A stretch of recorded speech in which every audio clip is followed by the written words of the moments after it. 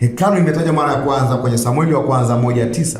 Unaweza kaanzia hapo kujifunza hekalu kuja huku mbele. Je, Mungu alikuwa anakaa kweli kwenye ile hekalu? Usiishie tu kwenye Agano la Kale. Njoo mpaka walivyochambua. Yesu alichambuaje juu ya hekalu? Njoo mpaka huku alipochambua Stefano kwenye Matendo ya Mitume 7. Nenda kwenye nyaraka amechambuliwaje. Kwa mpaka useme unauelewa juu ya hekalu, unaanza kwenye mtaji wa kwanza, unaambaa mpaka Ufunuo.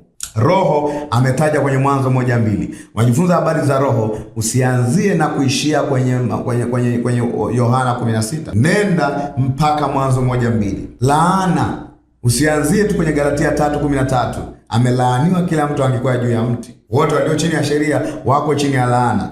Ni lazima uanze kuchambua kuanzia Mwanzo 27 mstari wa 11 ambao laana imetamkwa kwa mara ya kwanza. Ukombozi umetamkwa kwa mara ya kwanza kwenye Kutoka 21 mstari wa 30. Ukombozi. Upendo umetajwa kwa mara ya kwanza Mwanzo 29 mstari wa 31. Upendo. Kuimba imetajwa kwa mara ya kwanza kwenye Mwanzo 15 mstari wa kwanza ambapo Miriam alikuwa anaimba. Essence ya kuimba ni nini? Je, si tu kwenye mstari? Kwa haya yote ni mambo ya kutafakari kabla hujaanza kufanya uchambuzi, especially unaofanya topical discussion.